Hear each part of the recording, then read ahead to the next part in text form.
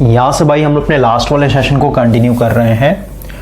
Last वाले session में हम लोग अपने साइलेंट पोल टाइप सिंक्रोनस मशीन के ऊपर काम कर रहे थे और हम लोग भाई अपने साइलेंट पोल टाइप के लिए यहाँ पे XD एंड XQ के वैल्यू को फाइंड आउट करना सीख रहे थे, जिसमें सबसे पहला मेथड हम लोगों ने देखा है स्लिप टेस्ट। और क्योंकि कल वाले सेशन में स्लिप टेस्ट हम लोग का कंप्लीट हो गया था, लेकिन एक क्वेश्चन यहाँ से भाई आपके मन में अराइज हो रहा होगा कि जो स्लिप टेस्ट कर रहे हैं तो भाई हम लोग का जो सिंक्रोनस मशीन है ना, इसमें जो हम लोग इनपुट वोल्टेज दे रहे हैं ये रेटेड क्यों नहीं दे रहे, रेटेड से कम वोल्टेज ही क्यों हम लोग अप्लाई कर रहा है। जैसे यहाँ पे आपका लिखा हुआ था रेटेड का 25% ही एक तरीके से अप्लाई करेंगे, है ना। तो इसके ऊपर थोड़ा सा बात करते हैं, उसके बाद आज के सेशन में हम लोग सेकंड मेथड को एक तरीके से स्टार्ट करेंगे। सेकंड मेथड है जिससे आप XD एंड XQ के वैल्यू को फाइंड आउट कर सकते हैं। तो इस चीज के लिए भाई यहाँ पे आप लाइन पढ़िए कि हम लोग को यहाँ पे लो वोल्टेज क्यों अप्लाई करना पड़ता है स्लिप टेस्ट के लिए। तो अभी क्योंकि हम लोग का ये साइलेंट पोल टाइप है भाई, तो साइलेंट पोल टाइप में हम लोगों ने ऑलरेडी बात किया था कि इसमें दो तरीके का टॉर्क देखने को मिलेगा, है ना। एक तो भाई स्टेटर और रोटर का जो मैग्नेटिक फील्ड बनेगा, है ना, उसके चलते आपस में इंटरेक्शन होगा और इंटरेक्शन के चलते हम लोग जो टॉर्क मिलेगा उसको हम लोग इंटरेक्शन टॉर्क बोल रहे थे या फिर कहीं इलेक्ट्रोमैग्नेटिक टॉर्क बोल रहे थे, है ना। लेकिन भाई एक और यहाँ पे टॉर्क देखने को मिलेगा बिकॉज ऑफ रिलेक्टेंस, जिसको हम लोग रिलेक्टेंस टॉर्क बोल रहे हैं। और रिलेक्टेंस टॉर्क कब आता है, जब आपका एयर गैप नॉन यूनिफॉर्म हो, ठीक है, कहीं पे ज्यादा कहीं पे कम। और हम लोगों ने अपने साइलेंट पोल टाइप मशीन के लिए, यानी इस टाइप वाले मशीन के लिए ऑलरेडी पावर भी एक तरीके से कैलकुलेट किया था भाई। अगर मैं आपको याद करवाऊं, देखिए ये हम लोगों ने किया है ना पिछले वाले सेशन में, साइलेंट पोल टाइप सिंक्रोनस मशीन, और इसमें हम लोगों ने फेजर डायग्राम बनाया था। हम लोग का इक्वेशन पहले लिखा था, हम लोगों ने इक्वेशन क्या था, क्योंकि हम लोगों ने यहाँ पे EF को आगे रखा, VT पीछे यानी जनरेटर है, तो जनरेटर में EF क्या था भाई, EF इक्वल टू था आपका VT plus J IQ into XQ plus J ID into XD। तो अभी मान लेते हैं मेरा ये VT है और इस VT से कुछ एंगल मतलब लैगिंग पावर फैक्टर पर काम कर रहा है भाई, थीटा एंगल एक तरीके से लैग कर रहा है। तो सीधी सी बात है, इस करंट को हम लोगों ने दो कंपोनेंट तोड़ दिया, ID और ये मेरा IQ। अब हम लोग देख रहे हैं भाई कि VT तो मैंने दिखा दिया, ये मेरा VT है, सही बात है। अब मेरे को भाई EF दिखाना है, तो VT प्लस क्या करेंगे, IQ XQ plus J ID XD। तो पहले ID के चलते देखते हैं, ID मेरा इधर है, इधर ID है, तो सीधी सी बात है ये वाला ड्रॉप किधर आएगा, इसके ऊपर परपेंडिकुलर, है ना। और IQ की बात करें तो ये मेरा IQ है, IQ ऐसे है तो इसका ड्रॉप किधर आएगा, इधर आएगा, तो ये मेरे को क्या मिल जाएगा, EF मिल जाएगा। क्लियर हुआ। और फिर हम लोगों ने देखा था कि कितना एक्टिव पावर एक तरीके से डिलीवर करेगा, है ना। तो अगर हम लोग एक्टिव पावर की बात करें तो एक्टिव पावर कैसे आता है भाई, करंट का वो कंपोनेंट जो वोल्टेज के फेज में हो, है ना। तो करंट को क्योंकि हम लोगों ने दो कंपोनेंट में तोड़ दिया है, एक IQ है मेरा और एक मेरा ID है। तो अगर भाई हम लोग ट्राइंगल OAB में चलें, ठीक है, OAB, ठीक है, तो ये अगर मेरा एंगल डेल्टा है मतलब ये हाइपोटेनस हो जाएगा, ये बेस हो जाएगा और ये मेरा परपेंडिकुलर हो जाएगा। तो अगर भाई मैं OA लेंथ की बात करूं, OA मतलब बेस की बात कर रहे हैं यहाँ पे, तो बेस क्या हो जाएगा भाई, ये हो जाएगा मेरा VT cos डेल्टा। क्लियर हुआ। ये पूरा लेंथ क्या हो जाएगा, VT cos डेल्टा, यानी इस वोल्टेज का ये वाला कंपोनेंट क्या है, इस IQ के फेज में है। तो अगर हम लोग यहाँ पे एक्टिव पावर की बात करें भाई, तो एक्टिव पावर क्या होगा, ये वोल्टेज का ये वाला कंपोनेंट VT cos डेल्टा के इस करंट के फेज में, इसका मतलब क्या, इसके चलते एक्टिव पावर देखने को मिलेगा।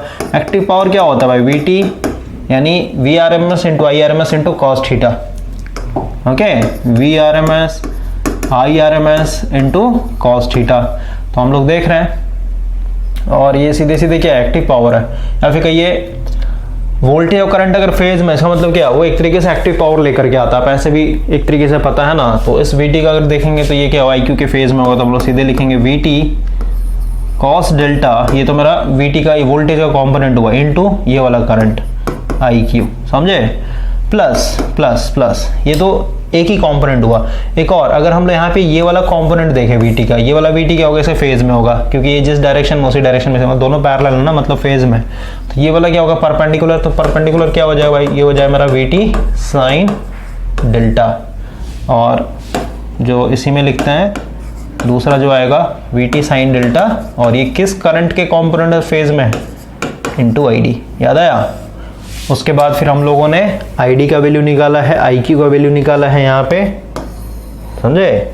जैसे हम लोगों ने ये कंपोनेंट निकाला ना, ये वाला लेंथ क्या है भाई, वीटी साइन डेल्टा, ये लेंथ क्या होगा, must be equal to I Q into X Q के बराबर होगा, तो यहाँ से आई क्यू निकल जाएगा। आई क्यू का क्या वैल्यू आएगा बताइए, ये आ जाएगा VT sine delta upon x Q. तो ये आई क्यू का वैल्यू हम लोग यहाँ पुट कर देंगे। उसी तरीके से आईडी का वैल्यू निकाल सकते हैं। आईडी कैसे निकलेगा, तो ये पूरा लेंथ क्या था मेरा, वीटी कॉस डेल्टा, ठीक है। तो भाई ये पूरा लेंथ, और यानी देखिए मेरे को ये लेंथ चाहिए, तो हम लोग क्या कर रहे हैं, VD cos delta must be equal to क्या हो जाएगा, यानी ये लेंथ क्या हो सकता है भाई, पूरा EF में से, टोटल लेंथ में से अगर ये वाला लेंथ घटा देंगे तो मेरे को वीटी कॉस डेल्टा मिल जाएगा, यानी EF माइनस ये वाला लेंथ क्या होगा, ये वाला लेंथ इस लेंथ के बराबर होगा, यानी जे लिखने का कोई मतलब नहीं भाई, ठीक है।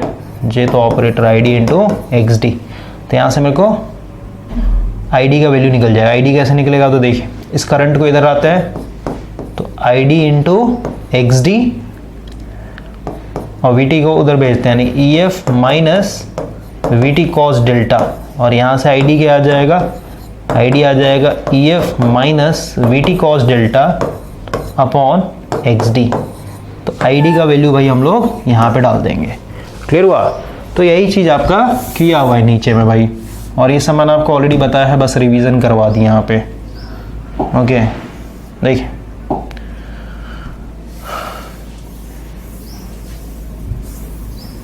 तो ये हम लोगों ने फाइनल पावर देखा था। ये क्या है मेरा, साइलेंट पोल टाइप का, साइलेंट पोल टाइप मशीन का पावर है। अब ये जनरेटर या फिर मोटर में भी क्या होगी, हम लोगों ने आर एक तरीके से नेग्लिजिबल माना था, तो भाई हम लोग का यही इक्विवेलेंट सर्किट डायग्राम बनेगा ना, समझ रहे बात को। तो यही एक्टिव पावर क्या है आपका, जनरेट कर रहा हो, यही आपको बस बार पे डिलीवर करेगा, और मोटर के लिए क्या हो जाए, यही आपका बस बार से लेगा, और यही एक तरीके से मोटर के अंदर फेड होगा, क्लियर हो गया। तो इस पावर में हम लोगों ने बात किया था भाई कि इसमें दो कंपोनेंट है। एक तो इसको हम लोग बोला था रिलेक्टेंस पावर, यानी ये जो पावर आ रहा है ड्यू टू रिलेक्टेंस आ रहा है। कैसे, क्योंकि भाई अगर EF जीरो कर दे, यानी अचानक से एक्साइटेशन हम लोग यहाँ से हटा देते हैं, तो ये वाला पावर क्या हो जाएगा, जीरो हो जाएगा, समझे। लेकिन ये पावर अभी भी रहेगा क्योंकि इसमें कहीं पे भी EF नहीं है। तो ये मेरा था रिलेक्टेंस पावर, ओके। और ये वाला था मेरा इलेक्ट्रोमैग्नेटिक पावर, या फिर कहिए ये दोनों के चलते आ रहा है भाई, आर्मेचर के चलते भी, क्योंकि इसमें EF है, इसका मतलब क्या, रोटर का फील्ड वाइंडिंग, और VT है मतलब क्या है, इस VT के चलते मेरा एक IF फ्लो हो रहा है, उसके चलते मैग्नेटिक फील्ड। तो ये इलेक्ट्रोमैग्नेटिक पावर है और ये रिलेक्टेंस पावर है। तो आते हैं हम लोग वापस से यहाँ पे, हम लोग बात कर रहे थे भाई कि यहाँ पे हम लोगों ने लो वोल्टेज क्यों अप्लाई किया है, समझिए। और हम लोग को पता चल गया है, ओवरऑल रिवीजन डाला भाई कि इस तरीके का अगर मशीन है, साइलेंट पोल टाइप मशीन है, तो इसमें भाई हम लोग को दो तरीके का पावर देखने को मिलता है, एक रिलेक्टेंस पावर और एक होता है मेरा इलेक्ट्रोमैग्नेटिक पावर। तो भाई हम लोग यहाँ पे देख रहे हैं कि जो मेरा स्लिप टेस्ट है, तो स्लिप टेस्ट में ये जो मेरा फील्ड वाइंडिंग है ना, फील्ड वाइंडिंग को भाई हम लोगों ने कोई एक्साइटेशन दिया ही नहीं है, ये मेरा ओपन था।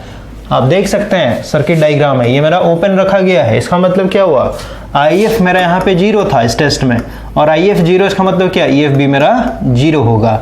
तो भाई अगर हम लोग अपने पावर वाले फार्मूला को देखें, अभी जो हम लोगों ने पावर वाला फार्मूला को रिवाइज किया है, तो इसमें भाई EF तो मेरा जीरो हो गया। इसका मतलब क्या हुआ, इलेक्ट्रोमैग्नेटिक पावर मेरा एब्सेंट होगा स्लिप टेस्ट में। सिर्फ और सिर्फ क्या देखने को मिलेगा, रिलेक्टेंस पावर, क्लियर हुआ। ये वाला पावर सिर्फ और सिर्फ हम लोग को यहाँ पे देखने को मिलेगा।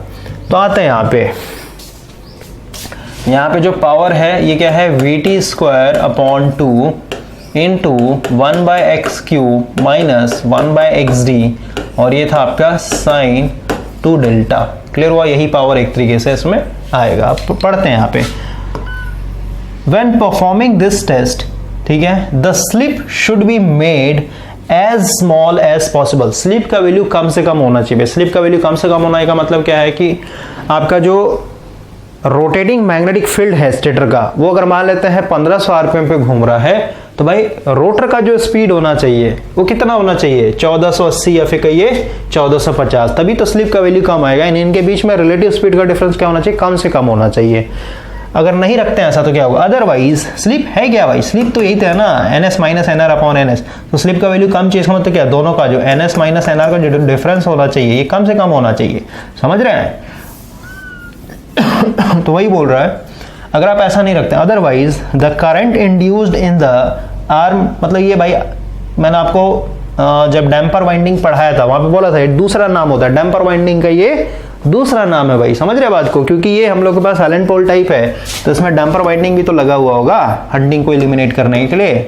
कोई भी अगर आप भाई साइलेंट पोल टाइप बना रहे हैं मशीन, तो उसमें आपका पहले से ही क्या होगा, डैम्पर वाइंडिंग लगा हुआ होगा, ओके, इनबिल्ट होगा। तो वही बोल रहा है कि अगर रिलेटिव स्पीड ज्यादा हो गया, मतलब स्टेटर मेरा 1500 आरपीएम पे दौड़ रहा है और रोटर मान लेते भाई आपका 1300 पे घूम रहा है या फिर 1400 पे घूम रहा है, तो 100 आरपीएम या फिर कहीं 200 आरपीएम का डिफरेंस नहीं होना चाहिए, कम से कम होना चाहिए। अगर ज्यादा डिफरेंस होगा तो क्या होगा, जो आपने डैम्पर वाइंडिंग लगाया है इसमें आपका एक तरीके से अच्छा खासा करंट आएगा ना। Circuit would cause large error in measurement of XD and XQ, क्योंकि भाई अपने हिसाब से करंट फिर ये करेगा। ओके, देखिए आगे पढ़ते हैं। It is however quite difficult to maintain very small slip. यहाँ पे दोनों के बीच में रिलेटिव स्पीड कम से कम रखना काफी डिफिकल्ट होता है। क्यों होता है, तो बोलता है as the reluctance torque due to saliency tends to bring the rotor into synchronism. क्योंकि भाई हम लोग देख रहे हैं फील्ड में हम लोगों ने भले ही एक्साइटेशन 0 दिया हो, लेकिन फिर भी क्या होगा, इसमें रिलक्टेंस पावर देखने को मिल रहा होगा। और इस रिलक्टेंस पावर से हम लोगों को क्या मिलेगा, अगर आप इसको स्पीड से और पर फेज से मल्टीप्लाई कर दे और स्पीड से डिवाइड कर दे तो ओवरऑल क्या हो जाएगा, हम लोग को रिलक्टेंस टॉर्क देखने को मिलेगा। तो अगर मान लेते हैं इनके बीच में रिलेटिव स्पीड का डिफरेंस बहुत कम है, तो सीधी सी बात है क्या हो जाएगा, लॉकिंग होने का चांसेस होगा, क्योंकि यहाँ पे रिलक्टेंस पावर और रिलक्टेंस पावर के चलते रिलक्टेंस टॉर्क एक तरीके से अवेलेबल है। तो ये बोल रहा है as the reluctance torque due to saliency tend to bring the rotor into synchronism with the rotating armature MMF wave, यानी जिस स्पीड पे आपका मैग्नेटिक फील्ड घूम रहा है उसी स्पीड पे आपका रोटर भी घूमेगा, अगर एक बार सिंक्रोनिज्म पकड़ लेगा फिर लॉकिंग कर लेगा तो। ठीक है, अब इस चीज से बचने के लिए हम लोग को तो भाई स्लिप टेस्ट में क्या करना है, अपने रोटर को हमेशा सिंक्रोनस स्पीड से नीचे घुमाना है ना। तो इसके लिए हम लोग क्या करेंगे, it is because of this reason, इसी कारण के चलते the slip test must be conducted at low value of armature terminal voltage, यानी इधर से जो हम लोग वोल्टेज अप्लाई करेंगे उसका वैल्यू कम से कम होना चाहिए, so that the reluctance torque due to saliency is low. क्योंकि देख रहे हैं VT पे डिपेंड कर रहा है, VT के स्क्वायर के ऊपर, समझे। तो यहां से अगर आपने वोल्टेज अप्लाई कर दिया कम, तो सीधी सी बात है ये ओवरऑल रिलक्टेंस पावर कम हो जाएगा, तो सीधी सी बात है रिलक्टेंस टॉर्क कम हो जाएगा। और रिलक्टेंस टॉर्क अगर कम हो गया और रोटर अगर भाई मेरा मान लेते हैं 1450 आरपीएम पे घूम रहा है और स्टेटर 1500 आरपीएम पे घूम रहा है, ठीक है, तो इनके बीच में रिलेटिव स्पीड का सिर्फ 50 आरपीएम का डिफरेंस है, लेकिन क्योंकि मेरा भाई रिलक्टेंस पावर बहुत कम है और इसके चलते टॉर्क बहुत कम देखने को मिल रहा है, तो ये लॉकिंग कभी बना नहीं पाएगा, समझ गए। तो जो हम लोग को यहाँ पे एक तरीके से चाहिए वो हम लोग को इजीली यहाँ पे अवेलेबल हो जाएगा, ठीक है। इसलिए हम लोग वोल्टेज को क्या करते हैं, कम रखते हैं, ठीक है। तो अगर आपसे कोई क्वेश्चन पूछेगा तो आप इसका आंसर दे सकते हैं। अब हम लोग भाई न्यू टॉपिक के ऊपर आते हैं, यानी अभी भी हम लोग measurement of XD and XQ के ऊपर ही बात करेंगे, लेकिन अब ये दूसरा मेथड है। इस मेथड का नाम है यहाँ पे रिलक्टेंस मोटर टेस्ट। तो रिलक्टेंस मोटर टेस्ट को स्टार्ट करने से पहले यहाँ पे भाई हम लोगों को कुछ इंफॉर्मेशन चाहिए, बेसिक इंफॉर्मेशन चाहिए, और यहाँ पे एक रिकमेंड किया गया है। क्या रिकमेंड किया गया है, तो देखिए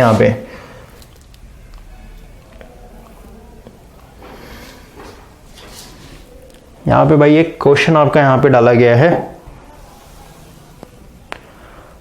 देखिए यहाँ पे इस एग्जाम्पल का हम लोग को थोड़ा सा समझना होगा। एग्जाम्पल 5.31 और फिगर क्या है 5.80। पहले इस क्वेश्चन को समझते हैं, उसके बाद फिर हम लोग यहाँ पे आएंगे।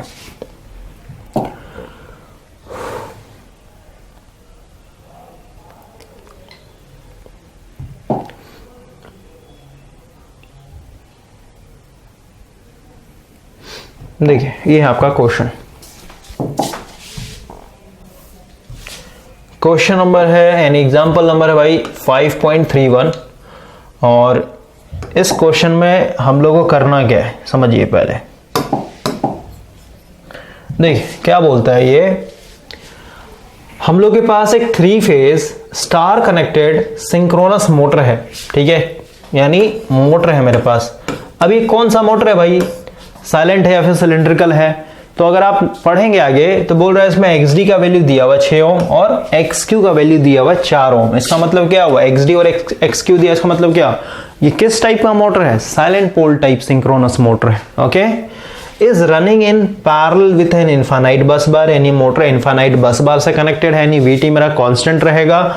आगे बोलता है if its field current is reduce to 0, IF का वैल्यू हम लोगों ने यहाँ पे 0 कर दिया है, IF का वैल्यू मैंने 0 कर दिया है, तो EF जो होगा मेरा ये क्या हो जाएगा, 0 हो जाएगा। अब बोलता है find the maximum load that can be put on the synchronous motor, यानी हम लोगों ने अभी जो रिलेशन देखा भाई साइलेंट पोल टाइप सिंक्रोनस मशीन के लिए, फिर चाहे मोटर है फिर जनरेटर, क्योंकि आर हम लोगों ने यहाँ पे 0 लिया है, तो भाई ये कितना एक तरीके से एक्टिव पावर दे रहा है। एक्टिव पावर ही तो मोटर क्या करेगा, उसको मैकेनिकल पावर में कन्वर्ट करेगा। ये क्या था आपका, 2 कंपोनेंट से मिलकर के बना हुआ था, EF into VT upon XS into sine delta plus यहाँ पे था आपका VT square upon 2 into sine 2 delta, और ये था आपका 1/XQ माइनस 1/XD। अभी जस्ट मैंने आपको समझाया, ये अभी जस्ट यहाँ पे मैंने आपको बताया भाई, ठीक है। और यहाँ पे XD होगा भाई, ठीक है, XD एक्सेस नहीं XD होगा, क्योंकि हम लोग साइलेंट पोल की बात, EF into VT upon XD into sine delta this, ठीक है। तो आते हैं वापस से यहाँ पे, आप इसको XD कर लीजिए, ठीक है। तो भाई आप देख रहे हैं कि ये वाला पावर मेरा इलेक्ट्रोमैग्नेटिक पावर है और ये वाला मेरा रिलक्टेंस पावर। तो क्योंकि क्वेश्चन में बोल दिया है कि फील्ड करंट को हम लोग रिड्यूस टू 0 कर दे रहा, तो EF मेरा 0, तो EF 0, इसका मतलब क्या हुआ, पूरा ये टर्म 0 हो जाएगा। यानी आप ऐसे समझिए कि आपके पास एक साइलेंट पोल टाइप मोटर है भाई, और आपने उस पर कुछ लोड लगा रखा है, ठीक है। अब और मान लेते हैं कुछ एक्साइटेशन भी दिया हुआ है, IF का वैल्यू कुछ ना कुछ दिया हुआ, तो EF भी आ रहा होगा। इसका मतलब क्या हुआ, फर्स्ट केस में आपका दोनों पावर आ रहा होगा, इलेक्ट्रोमैग्नेटिक पावर भी आ रहा होगा और रिलक्टेंस पावर भी आ रहा होगा, और दोनों मिलकर के एक टॉर्क पैदा कर रहा होगा, और वो टॉर्क क्या कर रहा होगा, आपके मैकेनिकल लोड को घुमाने के लिए सफिशिएंट होगा। अब हम लोगों ने क्या किया, अचानक से IF को 0 कर दिया। IF 0 कर दिया तो सीधी सी बात है भाई, मेरा EF 0 हो जाएगा। EF 0 इसका मतलब क्या, ये पावर एक तरीके से ओवरऑल 0 हो जाएगा। तो अब मशीन में क्या बचेगा, सिर्फ और सिर्फ यही पावर एक तरीके से आ रहा होगा। समझ रहे बात को?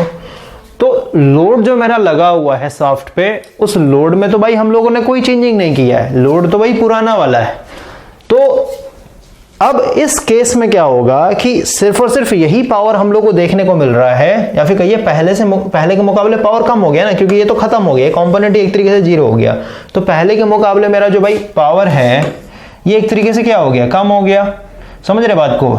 इलेक्ट्रिकल पावर जो था ये कम हो गया, और जो मेरा लोड का पावर है वो एक तरीके से बढ़ गया भाई। तो ओवरऑल क्या होता है इस सिचुएशन में, मोटर का जो स्पीड है वो धीरे धीरे स्लो हो जाएगा, डेल्टा मेरा बढ़ने लगेगा, और दोनों के बीच में लॉकिंग टूट जाएगा, रोटर का सिंक्रोनिज्म खत्म हो जाएगा, और ये जो है धीरे धीरे मोटर आपका स्टॉल कर जाएगा, यानी रुक जाएगा भाई। ओके, तो भाई अगर आपने IF को 0 किया और आप चाहते हैं कि इस केस में मेरा मोटर बंद ना हो, मोटर का जो लॉकिंग है स्टेटर का मैग्नेटिक फील्ड और रोटर के मैग्नेटिक फील्ड के साथ वो बरकरार रहे, तो सीधी सी बात है आपको क्या करना पड़ेगा, जो मैकेनिकल लोड आपका कनेक्टेड था उस मैकेनिकल लोड को भी थोड़ा सा पहले के मुकाबले कम करना पड़ेगा। समझ गए? तो अगर आप थोड़ा सा लोड रिमूव कर देते हैं, और अगर जो लोड का डिमांड है और वही अगर आपका भाई इलेक्ट्रिकल पावर एक तरीके से बन गया, किसके कारण, सिर्फ और सिर्फ रिलक्टेंस पावर के कारण, तो इस सिचुएशन में मोटर आपका एक तरीके से क्या करेगा, इस लोड को घुमा करके चलते चला जाएगा, बंद नहीं होगा। ठीक है, भले ही आपका एक तरीके से पावर 0 हो जाए। तो यही चीज आपका यहाँ पे बोल रहा है कि सिर्फ और सिर्फ मान लेते हैं IF 0 कर दिया, नहीं पावर खत्म हो गया, तो हम लोग देखना चाहते हैं कि सिर्फ और सिर्फ इस रिलक्टेंस पावर के चलते, इस रिलक्टेंस पावर के चलते भाई ये मेरा सिंक्रोनस मोटर कितना मैक्सिमम लोड एक तरीके से हैंडल कर सकता है। क्लियर हो गया? यही क्वेश्चन आपसे पूछ रहा है। तो यही लिखा हुआ है कि मेरे पास एक 400 वोल्ट 3 फेज है ना, स्टार कनेक्टेड साइलेंट पोल टाइप सिंक्रोनस मोटर है, एक्स जी एक्स का वैल्यू दिया हुआ, IF को हम लोगों ने 0 किया हुआ है। अब बोलता है find the maximum load that can be put on the synchronous motor. तो कितना ये मैक्सिमम लोड लेकर के चल सकता है, ये आपको फाइंड आउट करना है, सिर्फ और सिर्फ किसके बदौलत? आपका जो रिलक्टेंस पावर है उसके बदौलत। बोलता है also compute the armature current, आइए कितना लेगा वो बताना है, पावर फैक्टर क्या होगा वो बताना है। और पावर फैक्टर पूछा, power factor at maximum power, maximum power जब ये डिलीवर कर रहा होगा उस समय पावर फैक्टर क्या होगा। आगे बोलता है prove the formula use for reluctance power. ये फेजर डायग्राम से हम लोगों ने जो फॉर्मूला प्रूफ किया है ना, अभी जो फॉर्मूला हम लोग लिखा भाई उसको प्रूफ करने के बोल रहा है। आगे बोलता है नेग्लेक्ट आर्मेचर रेजिस्टेंस, आर को यहाँ पे 0 मान के चलना है। देखिए कैसे बनेगा। तो सबसे पहले हम लोग को भाई, क्योंकि मोटर है तो मोटर के लिए आप स्टैंडर्ड इक्वेशन लिखिए। क्या था मेरा, मोटर में VT आगे होता है, यानी VT इक्वल टू क्या हो जाएगा, EF minus JID into XD plus J, plus होगा ना, ठीक है, EF माइनस VT माइनस, तो साइड भेजेंगे तो सब प्लस में चला जाएगा, JIQ इंटू XQ।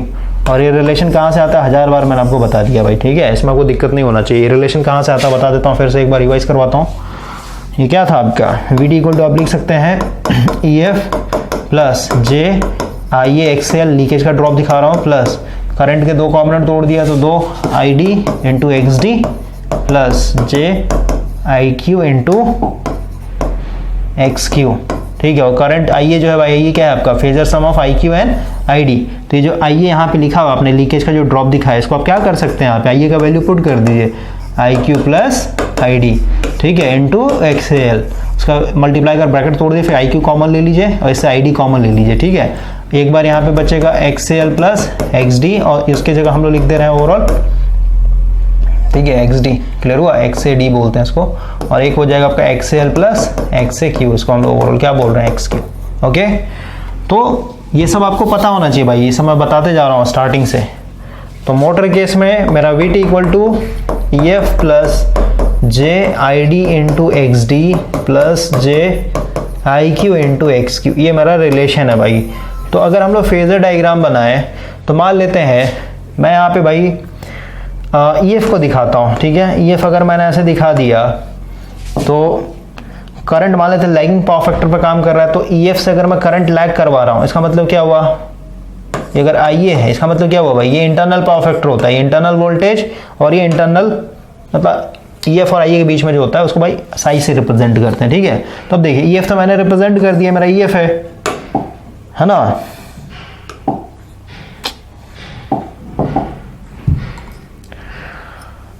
फिर से लिखना पड़ेगा यार, मिट गया। देखिए VT equal to EF plus JID into XD plus JIQ into XQ, ये मेरा EF था, ये मान लेते हैं मेरा IA है ना। तो EF तो मैं दिखा दिया, अब इसमें अब इसका 2 कॉम्पोनेंट तोड़ लेते हैं, एक हो जाएगा ID D एक्सिस का और एक हो जाएगा IQ Q एक्सिस का। ये वाला ड्रॉप दिखाएंगे तो ID ऐसे है तो इसके चलते है ना, तो EF प्लस ये वाला ड्रॉप यानी और ऊपर जाएगा, ये हो जाएगा मेरा JID इंटू XD और IQ मेरा इधर है, ये IQ है, तो ये वाला ड्रॉप के चलते मेरा इधर आएगा JIQ इंटू XQ और ये हो जाएगा मेरा VT, और ये EF था, VT और EF के बीच में एंगल बनेगा मेरा डेल्टा। क्लियर हो गया, यही से VT, ये मेरा EF होगा। और देखिए एक और गलती कर दी हम लोगों ने, क्योंकि भाई IF तो मेरा 0 है ना, तो EF भी मेरा क्या हो जाएगा, 0 हो जाएगा। तो ये जो रिलेशन हम लोगों ने लिखा है, फिर से मैं बताता हूँ, ये जो रिलेशन लिखा है इसमें EF तो मेरा 0 हो गया, तो EF को यहाँ से मिटा देते हैं, ओके। तो VT इक्वल टू क्या देखने को मिलेगा, सिर्फ और सिर्फ ये वाला ड्रॉप और ये वाला ड्रॉप, ओके। तो अभी मान लेते हैं मेरा करंट है IA, तो इस IA का 2 कॉम्पोनेंट तोड़ देते हैं, एक हो जाएगा D एक्सिस कॉम्पोनेंट और एक हो जाएगा मेरा इसके परपेंडिकुलर Q एक्सिस, ओके। तो भाई इसके चलते जो ड्रॉप आएगा, ठीक है, ID, इसके चलते जो ड्रॉप आएगा ये क्या हो जाएगा आपका, ये पूरा दिखा दिया यहाँ से लेके यहाँ तक J I D into X D. Okay, इस कॉम्पोनेंट के चलते स्ट्रेट, क्योंकि ये मेरा आई क्यू है ना, तो पूरा दिखा दिया है। और इस वाले कॉम्पोनेंट के चलते क्योंकि आई क्यू मेरा इधर है तो ये मेरा ऐसे चला जाएगा। समझ में आया कैसे हम लोग करते हैं? और एक चीज़ समझिए, अब यहाँ पे कन्फ्यूज़न हो रहा होगा कि भाई आपने इस वाले ड्रॉप को इतना लंबा लाइन से क्यों दिखाया है, ये पूरा इतना लंबा लेंथ है और इसको सिर्फ इतना ही से क्यों दिखाया है?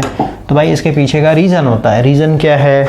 तो हम लोगों ने सबसे पहले बात किया था कल वाले सेशन में कि एक्स डी मेरा क्या होता है, मच ग्रेटर होता है एक्स क्यू के मुकाबले। ठीक है, तो इस कॉम्पोनेंट चलते इसे मल्टीप्लाई करते ये वाला जो ड्रॉप होगा ये ज़्यादा लंबा होगा as compare to X Q के मुकाबले। ठीक है, इसलिए इसका लेंथ ज़्यादा दिखाता है और ये हो जाएगा मेरा वी टी। और इनके बीच में जो एंगल होगा भाई क्या हो जाएगा? डेल्टा हो जाएगा, क्योंकि अगर ये होता तो ये फेस पे लाई करता ना, समझ रहे बात को? तो ये वी टी और इसके बीच में एंगल डेल्टा, और ये वी टी है और आई है तो इसके बीच में एंगल थीटा। ओके, तो ये मेरा फेजर डायग्राम बन गया भाई। अब देखिए हम लोग यहाँ पे सबसे पहले देखते हैं एक्टिव पावर कितना आएगा। तो सॉल्यूशन में देखिए क्या बोल रहा है, when the field current is reduce to zero the excitation voltage EF become zero, EF zero हो जाएगा। देयरफॉर द फेजर डायग्राम मेरा जो पहले बना हुआ था, ठीक है, कौन सा है ये 5.71 का बी, 5.71 का बी इसके पहले का पहला होगा भाई। ठीक है, 5.71 का बी से पीछे का भी दिखा रहा, मतलब यही वाला फेजर डायग्राम है भाई। ठीक है, ये कुछ इस तरीके से मॉडिफाई हो जाएगा। 5.71 का बी का जो फिगर था, अगर आप EF को जीरो कर देंगे तो मॉडिफाई होकर ये बन जाएगा। ठीक है, यहाँ पे लिख दिया ना, न्यू फिगर जो बनेगा मेरा मॉडिफिकेशन के बाद ये हो जाएगा 5.08 का ये। ओके, अब आगे बोलता है note that the armature resistance R is neglected in this diagram VT cos delta is in phase with IQ and VT sin delta is in opposite to ID। देख हम लोगों ने बात किया भाई, देखना चाहते हैं एक्टिव पावर कितना ही लेके आएगा। तो एक्टिव पावर अभी जस्ट पता है VRMS into IRMS into cos theta होता है। फिर कहिए अगर वोल्टेज और करंट दोनों फेज में है तो वो वाला क्या करता है, एक तरीके से एक्टिव पावर लेकर के आता है। तो अभी समझिए हम लोग इस वाले ट्राइंगल में अगर चले हैं तो भाई ये एंगल डेल्टा है, इसका मतलब क्या, ये हाइपोटेनस हो जाएगा, ये बेस हो जाएगा और ये मेरा परपेंडिकुलर हो जाएगा। तो अभी समझिए ये मेरा यहाँ पे आई क्यू है, समझ में आया, ये आई क्यू है भाई। तो अगर मैं इस वीटी का ये वाला कंपोनेंट लूँ, यानी इसका बेस देखो, तो बेस जो है किसके फेज में है, आई क्यू के फेज में है, तो इसका बेस क्या आएगा भाई बताइए? बेस क्या होगा? ये हो जाएगा यानी बेस बराबर वीटी इंटू कॉस डेल्टा। और वीटी इंटू कॉस डेल्टा क्या है, इस आई क्यू के फेज में, तो पावर जो आएगा क्या आएगा, वोल्टेज का ये वाला component VT into cos delta into ये कंपोनेंट भाई करंट का क्या है, आई क्यू। समझ में? और कॉस थीटा अगर आप लिखेंगे यहाँ पे तो दोनों फेज में है ना, ये वाला वोल्टेज का कंपोनेंट और ये वाला करंट फेज में, तो क्या थीटा यहाँ पे जीरो हो जाएगा, जीरो यानी कॉस जीरो यानी 1 हो जाएगा। ठीक है, इसलिए इसको लिखना कोई मतलब नहीं है। ठीक है, तो ये हम लोगों ने लिख दिया भाई कि इस कंपोनेंट के चलते मेरे को इतना एक्टिव पावर देखने को मिलेगा। और वही अगर आप दूसरे करंट की बात करें, करंट मेरा यहाँ पे भी तो है आईडी, समझ रहे बात को? तो और वोल्टेज का दूसरा कंपोनेंट ये वाला अगर निकालने की कोशिश करें तो ये वाला कंपोनेंट कितना आएगा, इसी ट्रायंगल में चल के चलेंगे तो ये वाला परपेंडिकुलर यानी कितना आएगा भाई, ये हो जाएगा आपका वीटी इंटू साइन डेल्टा। और अगर आप देखें ये वीटी इंटू साइन डेल्टा किस डायरेक्शन में, इस डायरेक्शन में भाई, यही है ना वीटी इंटू साइन डेल्टा, समझ गया बात को? और वीटी इंटू साइन डेल्टा किसके बराबर होगा, आई क्यू इंटू एक्स क्यू के बराबर होगा। और इसका डायरेक्शन देखिए, इस डायरेक्शन में ये वोल्टेज और जो करंट है भाई आईडी, ये करंट किधर है, इसका जस्ट अपोजिट डायरेक्शन है, यानी वोल्टेज इधर जा रहा है, ये इधर जा रहा है। इसका मतलब क्या हुआ बताइए, अगर वोल्टेज मेरा ऊपर की तरफ है और करंट अगर नीचे की तरफ है तो ये कौन सा करंट हुआ बताइए? इनके बीच में भाई नहीं समझ में आता तो इनके बीच में ये ऐसे जा रहा है, ये ऐसे जा रहा है, इसका मतलब क्या 180 डिग्री का फेज शिफ्ट है ना। वोल्टेज मेरा ऐसे है वीटी साइन डेल्टा और करंट मेरा आईडी जो है ऐसे जा रहा है, तो इनके बीच में एंगल कितना हुआ 180। और 180 कहना होता है cos 180 का वैल्यू निकालिए आप कैल्सियम में डाल के, ठीक है, कितना आएगा, माइनस आ जाएगा, -1। ठीक है, तो भाई यहाँ पे ये वाला तो आया भाई इसके चलते, ठीक है, और ये दोनों के चलते जो आएगा प्लस माइनस माइनस cos 180 का वैल्यू निकाल लिया ना भाई, माइनस हो जाएगा आपका कितना, वीटी इंटू साइन डेल्टा, ये वोल्टेज का कॉम्पोनेंट था, इंटू आईडी, और यहाँ पे cos 180 लिखिएगा कैल्सी भाई, एक मिनट,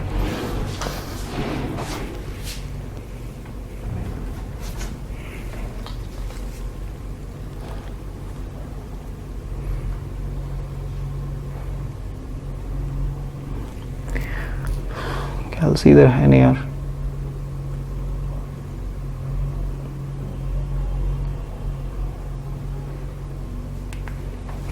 कोई नहीं, इसको आप देख लिया -1 के बराबर आएगा, ठीक है। तो यहाँ पे मान लेते पहले प्लस था क्योंकि दोनों वोल्टेज के कॉम्पोनेंट के चलते आएगा ना, प्लस लिख देते हैं, ये वाला कॉम्पोनेंट प्लस ये वाला कॉम्पोनेंट है ना, यहाँ पे हो जाएगा cos 180 और cos 180 का वैल्यू डालिएगा तो -1 हो जाएगा, ठीक है। -1 होता है तो उसको लिखना कोई मतलब नहीं है, और ये प्लस माइनस माइनस क्या हो जाएगा, यहाँ पे माइनस हो जाएगा, ठीक है। तो वही चीज़ आपका यहाँ पे लिखा होगी, जो पावर यानी जो एक्टिव पावर आएगा भाई इस इंस्टेंट में, इस सिचुएशन में, ये आएगा आपका। अब देखिए हम लोग यहाँ से एक चीज़ और कह सकते हैं कि ये वाला जो कंपोनेंट निकाला हम लोगों ने, जो कि था आपका Vt इंटू साइन डेल्टा, ये किसके बराबर होगा, IQ इंटू XQ के बराबर होगा। तो यहाँ से अगर IQ का वैल्यू निकाले तो क्या हो जाएगा, Vt into sine delta upon XQ। तो दूसरा रिलेशन ये निकाल, IQ का वैल्यू निकाल लिया, क्लियर हो गया। और वही अगर हम लोग ID की बात करें, ID मतलब क्या, ये पूरा लेंथ है, ये ना जे ID इंटू XD, तो ये वाला लेंथ क्या था वोल्टेज का, अगर ये वाला लेंथ देखे तो क्या था भाई, ये था मेरा Vt into cos delta. Vt into cos delta क्या होगा, इस ड्रॉप के बराबर होगा, यानी ID इंटू XD के बराबर होता है। यहाँ से ID का वैल्यू निकाल लेते हैं, ID क्या हो जाएगा, Vt into cos delta upon XD। तो ID का वैल्यू भाई एक बार हम लोग यहाँ डाल देंगे और IQ का वैल्यू एक बार हम लोग यहाँ पुट कर देंगे, ठीक है। तो जब आप पुट कीजिएगा तो ओवरऑल आपका आ जाएगा पावर, ओके। तो हम लोगों ने भाई पुराने वाले मेथड से भी प्रूफ कर लिया, और ये जो न्यू मेथड में प्रूफ करना था वही पावर आया ना, सेम तो पावर आया भाई। एक्टिव पावर तो यहाँ पे आएगा ही नहीं, यानी इलेक्ट्रोमैग्नेटिक पावर तो आएगा ही नहीं भाई। यहाँ पे सिर्फ और सिर्फ क्या आएगा, रिलक्टेंस पावर। यही तो प्रूफ किया हम लोगों ने स्टार्टिंग में, Vt square upon 2 1/XQ minus XD into sine 2 delta, okay. तो ये भाई मेरा पावर आ गया, रिलक्टेंस पावर। लेकिन हम लोग पूछा है क्या, मैक्सिमम पावर, ठीक है, कितना ही मैक्सिमम पावर दे सकता है अगर आप EF को 0 कर देते हो। तो मैक्सिमम पावर के लिए क्या करना पड़ेगा भाई, अब क्योंकि भाई ये जो मोटर है ये रिलक्टेंस मोटर की तरह काम कर रहा है, तो रिलक्टेंस मोटर अगर हमने पढ़ा होगा, सिंगल फेज में पढ़ा है मैंने आपको पेड क्लासेस में, रिलक्टेंस मोटर में मैक्सिमम टॉर्क या फिर कहिए मैक्सिमम पावर कब जनरेट होता है, जब डेल्टा का वैल्यू कितना हो जाए, 45 डिग्री हो जाए। याद होगा आपको रिलक्टेंस, भाई कुछ याद नहीं है, बेसिक पे आ जाइए। मान लेते हैं ये मेरा कुछ इस तरीके का नॉर्थ है, साउथ, मान लेते हैं यहाँ पे रोटर रख देता हूँ भाई। यहाँ पे अगर मैं रोटर ऐसे रख दूँ, ये नॉर्थ है, ये साउथ है मान लेते हैं, तो भाई मेरे को बताइए, ये तो ऑलरेडी अलाइंग है। रिलक्टेंस टॉर्क को अलाइनमेंट टॉर्क भी बोल रहे थे हम लोग, तो इसमें थोड़ा ना रिलक्टेंस टॉर्क देखने को मिलेगा हम लोग, यहाँ पे 0 होगा। अगर वही रोटर का 45 डिग्री पे अगर आप रख दें ऐसे, ये मान लेते साउथ है, ये नॉर्थ, तब ये इसको जबरदस्ती खींचेगा, ये इसको ऐसे खींच लेगा, ये इसको ऐसे खींच लेगा। तो 45 डिग्री पे जो हम लोग का रिलक्टेंस टॉर्क आता है वो मैक्सिमम होता है भाई। और टॉर्क अगर मैक्सिमम हो तो टॉर्क मैक्सिमम पावर आया होगा, तभी तो एक तरीके से मैक्सिमम टॉर्क भी देखने को मिल रहा है। तो मैक्सिमम पावर अगर चाहिए तो डेल्टा का वैल्यू क्या करना पड़ेगा, 45 रखना पड़ेगा। तो जैसे ही आप यहाँ पे 45 रखेंगे तो 45 गुना 2 यानी 90 हो जाएगा, और साइन 90 कितने के बराबर हो जाता है, 1 हो जाता है। वही लिख दिया, साइन 2 डेल्टा कितने के बराबर हो जाएगा, 1 के बराबर हो जाएगा, क्योंकि डेल्टा का वैल्यू यहाँ पे 45 रखा है। तो ये 1 हो गया, बाकी आपका Vt square upon 2 1/XQ minus 1/XD हो जाएगा। क्लियर हो गया। तो ये मेरा मैक्सिमम पावर है रिलक्टेंस के लिए, ठीक है, यानी जब ये रिलक्टेंस की तरह बिहेव करेगा तो इसको आप नोट में डाल लीजिए। अब हम लोग को भाई कुछ नहीं करना, वैल्यू डाल देना है, ठीक है। 1/2 ये ना 1/2, इसको बाहर ले लिया। Vt क्या था मेरा, यहाँ पे 400 था भाई। 400 क्या होता है आपका, और ये स्टार कनेक्टेड है, तो स्टार कनेक्टेड में क्या होता है आपका, जो लाइन वोल्टेज होता है √3 टाइम फेज वोल्टेज के बराबर होता है। तो फेज वोल्टेज यहाँ से अगर आप निकालेंगे कितना हो जाएगा, VL अपॉन √3, ठीक है। तो फेज वोल्टेज यहाँ पे निकाला एक तरीके से, तो ये मेरा फेज वोल्टेज हो गया, और इसका स्क्वायर कर देंगे। और XQ और XD का वैल्यू दिया हुआ था क्वेश्चन में 1/4 माइनस 1/6, तो ओवरऑल यहाँ पे पावर आ गया इतना। ये क्या है, पर फेज है, क्योंकि वोल्टेज का वैल्यू यहाँ पे पर फेज डाला है। और वही अगर आपको टोटल पावर देखना हो तो तीनों फेज के चलते कितना है, तो 3 से गुना कर देंगे तो आ जाएगा हमारा 6660 वॉट फॉर 3 फेज, यानी ये इसका मैक्सिमम पावर हो गया इस मोटर के लिए। इतना ही आपका ये मैक्सिमम पावर जनरेट कर सकता है। अब देखिए यहाँ पे ID और IQ का वैल्यू पूछा था ना, IA का वैल्यू पूछा था भाई। मैक्सिमम पावर जब जनरेट करेगा तो करंट का वैल्यू बताना। तो हम लोग को पता है जो IA होता है ये क्या होता है आपका, 2 कॉम्पोनेंट टूटा होता है, phasor sum of ID plus IQ, यही तो है मेरा IA। तो हम लोग यहाँ पे IQ और ID की बात करते हैं भाई। तो अभी जस्ट ऊपर में रिलेशन लिखा था ना, IQ बराबर इतना और ID बराबर इतना। तो VT पता है, डेल्टा का वैल्यू पता है, मैक्सिमम पावर पर डेल्टा का वैल्यू वही 45 डिग्री लेके चलेंगे, यहाँ पे भी 45 डिग्री लेके चलेंगे। क्वेश्चन में XQ और XD दिया हुआ है, ठीक है। तो फेज वोल्टेज आ गया मेरा, फेज देखना भाई, जो इक्विवेलेंट सर्किट डायग्राम बनाते हैं ना ये पर फेज के लिए होता है, ठीक है। तो वही 400 को √3 से डिवाइड कर 231 मेरा फेज वोल्टेज हो गया। साइन 45 का वैल्यू डालेंगे इतना हो जाएगा 1/√2 और 1/√2 का इतना होता है भाई, ठीक है। 4 था वैल्यू डाल दिया इधर आपका, साइन 45 कॉस 45 का सेम वैल्यू होता है 1/√2, ठीक है। तो ये आ गया मेरा ID और IQ आ गया। और IA की अगर बात करें तो IA क्या हो जाएगा, इनका फेजर सम। तो फेजर ये तो कॉम्प्लेक्स फॉर्म में लिखा हुआ है, इसको पोलर रेक्टेंगुलर फॉर्म में डालना पड़ेगा भाई, सॉरी पोलर फॉर्म में। तो क्या हो जाएगा आपका IA इक्वल टू क्या हो जाएगा भाई, मैग्नीट्यूड क्या आएगा √/ID² प्लस IQ का होल स्क्वायर। वैल्यू दोनों को पता है, यहाँ से डाल देंगे, आ जाएगा मेरा आंसर कितना 49.1 एम्पियर। अब देखिए, क्योंकि भाई ये स्टार कनेक्टेड है ना, तो स्टार कनेक्टेड में जो IA होगा यही क्या होगा लाइन करंट, और लाइन करंट और फेज करंट क्या होता है आपका बराबर होता है। तो इसमें हम लोग चेंजिंग नहीं करेंगे।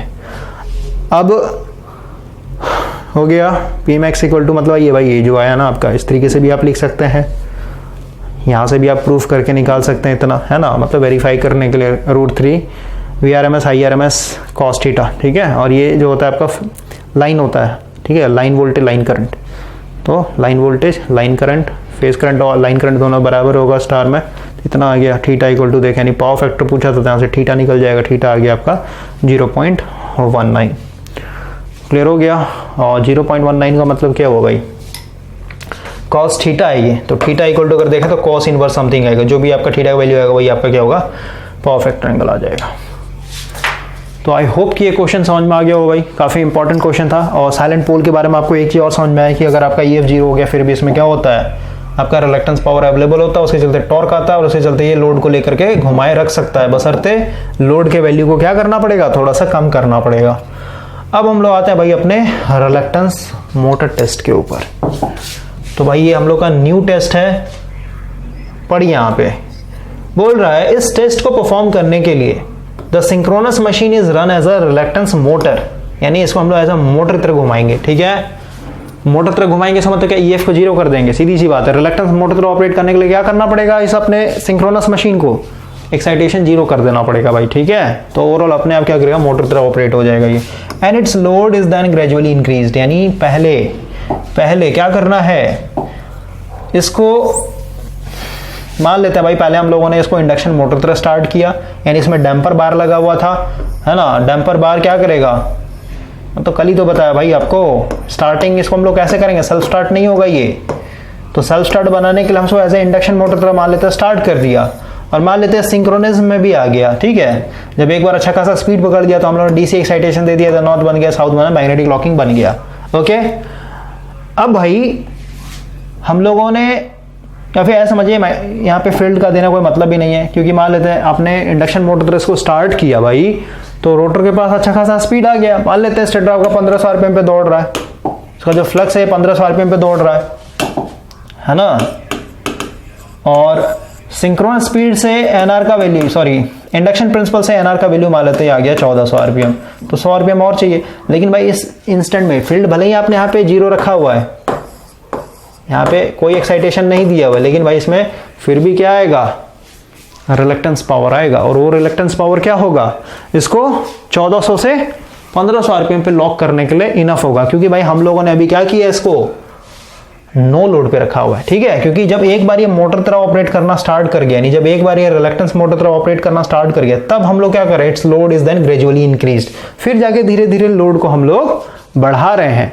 और लोड हम लोग इस पे कितना बढ़ा सकते हैं, मैक्सिमम लोड हम लोग कितना दे सकते हैं भाई, जितना ये एक तरीके से रिलक्टेंस पावर मैक्सिमम जनरेट कर सकता है। और अभी जस्ट देखा हम लोगों ने कि रिलक्टेंस पावर मैक्सिमम कितना होगा आपका, रिलक्टेंस पावर कितना आएगा मैक्सिमम, VT²/2, ये था आपका 1/XQ माइनस 1/XD। यहाँ पे साइन 2 डेल्टा था, तो साइन डेल्टा का 45 रख दिया, क्योंकि इसी पे आपका ये मैक्सिमम पावर जनरेट करता, साइन 2 डेल्टा का वैल्यू 1 हो गया था। ये मेरा मैक्सिमम पावर जनरेट कर रहा हूँ, मान लेते हैं हम लोगों ने मैक्सिमम लोड एक तरीके से धीरे धीरे करके कनेक्ट कर दिया है। क्लियर हो गया।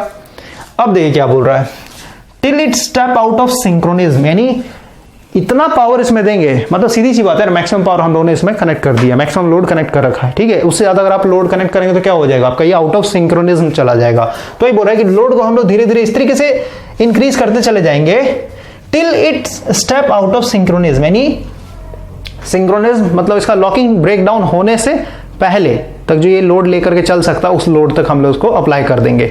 आगे बोलता है when the reluctance motor is on the verge of losing synchronism, बोला ना ईज पे एक तरीके से चल जाना है, एकदम कॉर्नर पे, ठीक है। जैसा होता है ना भाई कि मान लेते हैं आप पहाड़ पे खड़े हैं, ठीक है, और मान लेते हैं ये किनारा है, बहुत ही तीखा किनारा है, ठीक है, ऐसे मान लेते हैं ये निकला हुआ है, तो यहाँ पे अगर कोई आदमी है तो सीधी सी बात है, ये मान लेते एकदम ईज पे खड़ा है, नहीं अगर ये एक स्टेप भी और अगर बढ़ाएगा तो नीचे गिर जाएगा, समझ रहे हैं। तो हम लोगों ने सिंक्रोनस मोटर को इस तरीके से लोड किया हुआ है कि अगर हल्का सा भी आपने अगर एक्स्ट्रा पावर बढ़ा दिया तो ये अपना मैग्नेटिक लॉकिंग खो देगा, ब्रेक डाउन हो जाएगा, ये बंद हो जाएगा, ठीक है। तो उस तरीके से हम लोगों ने लोड किया हुआ है अंडर मैक्सिमम रिलक्टेंस पावर। सीधी सी बात है, सिचुएशन में क्या कर रहा हूं, मैक्सिमम पावर डिलीवर कर रहा होगा under maximum reluctance power condition. Delta का वैल्यू हम लोगों को पता है 45 डिग्री होता है, तो मैक्सिमम स्टेबल आर्मेचर करंट।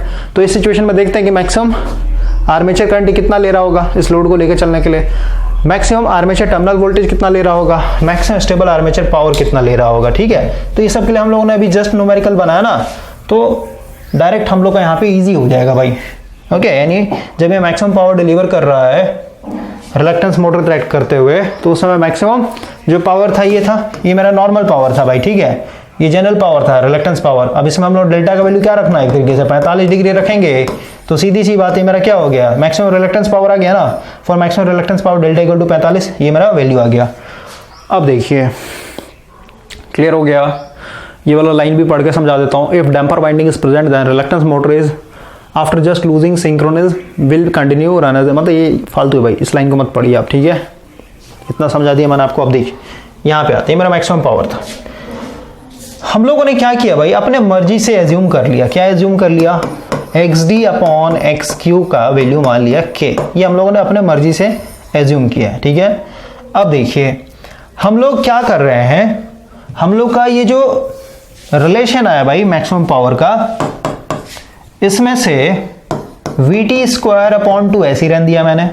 मैं क्या कर रहा हूं 1/XQ कॉमन ले रहा हूं भाई, ये मल्टीप्लाई का साइन है यहाँ पे, ठीक है, ये मल्टीप्लाई है, तो 1/XQ कॉमन ले रहा हूं, तो यहाँ पे क्या बचेगा बताइए, 1 बचेगा, माइनस 1/XQ कॉमन, यहाँ पे XQ है नहीं, तो सीधी सी बात है क्या हो जाएगा आपका भाई, यहाँ पे XQ है नहीं ना यहाँ पे, ठीक है, ये आ जाएगा 1/K, 1/K, जहाँ पे K का वैल्यू क्या है ये, ठीक है। तो K का वैल्यू अगर आप यहाँ पे रखेंगे, K का वैल्यू रखिए, क्या आ जाएगा XD अपॉन XQ, तो XQ आपका ऑटोमेटिक ऊपर चला जाएगा, तो वही तो है, यहाँ पे नहीं था तो कॉमन लिया भाई बस मैंने, आप ठीक है, इसमें दिक्कत नहीं होना चाहिए, ठीक है। तो यहाँ पे होना क्या चाहिए था XD अपॉन XQ, और XD अपॉन XQ जगह मैं डायरेक्ट लिख दे रहा हूँ क्या 1/K, और 1/K मतलब कैसा जस्ट ऊपर भाई XQ अपॉन XD होना चाहिए था वहाँ पे, ठीक है। तो उसका रेसिप्रोकल लेंगे तो 1/K हो जाएगा भाई, समझिए ना, 1/K कहने का मतलब क्या, इधर लेके आइए इसको, 1/K इक्वल टू क्या हो जाएगा,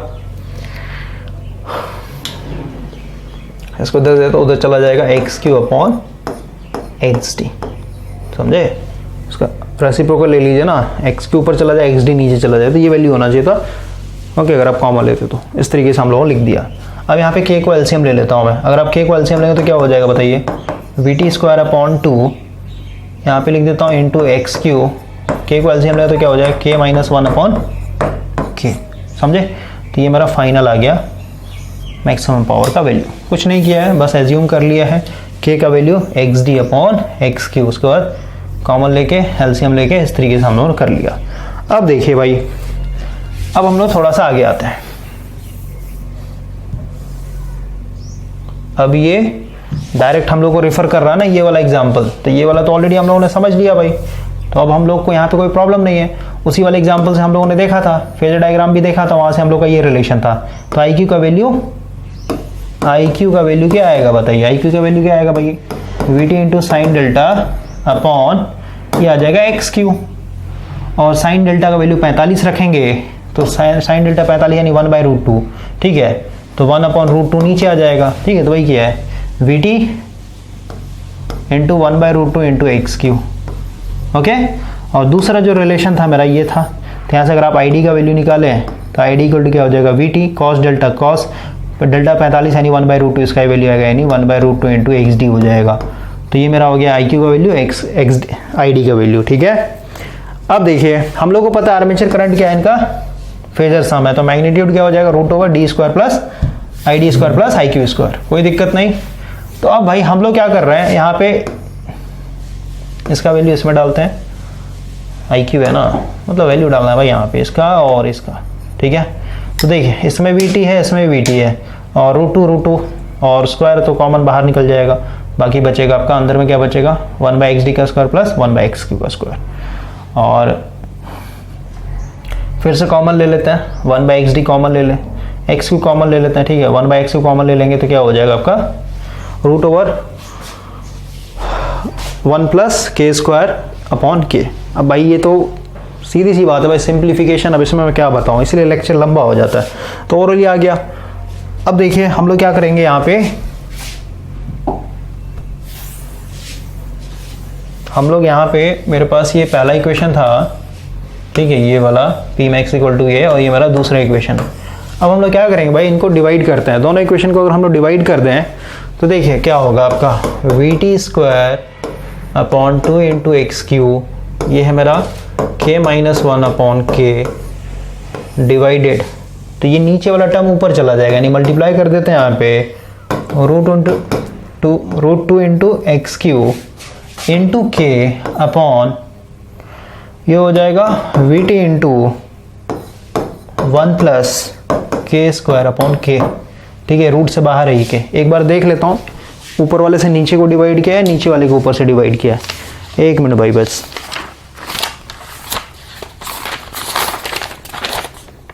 ठीक है, क्या बोला, डिवाइडिंग इक्वेशन 5.84 भाई इतना, ठीक है, सही है।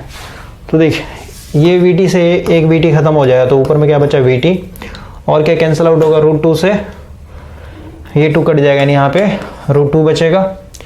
एक्स क्यू से एक्स क्यू खत्म हो जाएगा, और ठीक है, ये के तो ऊपर भेज दिया था ना, यहाँ पे लिखने का कोई मतलब नहीं है के। और क्या कटेगा भाई, ये के से ये खत्म हो जाएगा, तो क्या बचा वी टी बचा, यहाँ पे √2 बचा, और k-1 और ये यानी k-1 अपॉन 1 प्लस के का स्क्वायर। ठीक है, न्यू पेज पे आते हैं, दोनों को डिवाइड कर दिया भाई, और कुछ नहीं किया, दोनों को डिवाइड करेंगे तो ओवरऑल मेरा आ जाएगा ये we T square, sorry we T upon √2 bracket में k-1 अपॉन √के स्क्वायर प्लस 1 स्क्वायर, और जब मेरा आई भी हो जाएगा, ओके, क्योंकि आई के बराबर ही वो वैल्यू था ना, तो ये मेरा आ गया भाई। अब देखिए समझिए, हम लोगों ने ऑलरेडी पी मैक्स का वैल्यू निकाल लिया। ठीक है, मैक्सिमम पावर कितना आएगा, अभी जैसे हम लोग न्यूमेरिकल किया ना, वहाँ पे कैसे आ रहा था 6660 वाट आया था ना भाई, तो पावर कैसे निकाला, तो पी मैक्स का वैल्यू हम लोग निकाल सकते हैं किसी मोटर के लिए। आई का वैल्यू भी हम लोगों ने निकाला था, वहाँ पे आई क्या था √IQ का स्क्वायर प्लस ID का स्क्वायर निकाला था ना न्यूमेरिकल में, 49.1 आया था, तो ये भी निकल जाएगा, ये भी निकल जाएगा। VT आपका क्वेश्चन में दिया होता है, नहीं VT हम लोग को पता रहेगा, नेम प्लेट पे दिया रहेगा।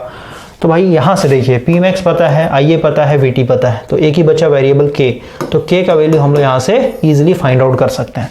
अब K का वैल्यू अगर यहाँ से निकल गया, K का वैल्यू अगर हम लोग को मिल गया भाई यहाँ से, तो भाई यहाँ पे K का वैल्यू जैसे ही हम लोग को मिल गया, हम लोग क्या करेंगे, ये जो रिलेशन था पी मैक्स, K का वैल्यू पता है, VT स्क्वायर का वैल्यू पता है, तो ओवरऑल और पी मैक्स का वैल्यू पता है भाई, तो यहाँ से मेरे को XQ मिल जाएगा, समझ रहे हैं। और XQ अगर मिल गया, XQ अगर मिल गया, तो ये वाले रिलेशन को देखिए, हम लोग को K का वैल्यू ऑलरेडी पता है, XQ का वैल्यू पता है ऑलरेडी, तो XD का वैल्यू हम लोग निकाल सकते हैं। तो ये था भाई पूरा का पूरा आपका कैलकुलेशन। ओके, इसी को बोल रहे हैं हम लोग रिलक्टेंस मोटर टेस्ट, किसके लिए, XD एंड XQ को फाइंड आउट करने के लिए। तो वही बोल रहा है कि ये पता है, ये पता है, ये पता है, तो हम लोग K का वैल्यू पता चल जाएगा, K का वैल्यू पता है तो XQ वैल्यू पता चल जाएगा, XQ का वैल्यू पता चल गया, तो XD इक्वल टू क्या हो जाएगा आपका K इंटू XQ। ठीक है, वो रिलेशन था ना भाई, XD upon XQ equal to K। ठीक है, तो हम लोग का यहाँ से XD एंड XQ का वैल्यू मिल जाएगा भाई। आई होप कि आपको ये समझ में आया होगा। नेक्स्ट सेशन में भाई हम लोग बात करेंगे, अब एक और मेथड बचा हुआ है, उसको भी मैं करवा ही दूंगा, देखते हैं वो अगर इंपॉर्टेंट होगा तो ठीक है, नहीं तो फिर भाई हम लोग आगे बढ़ जाएंगे।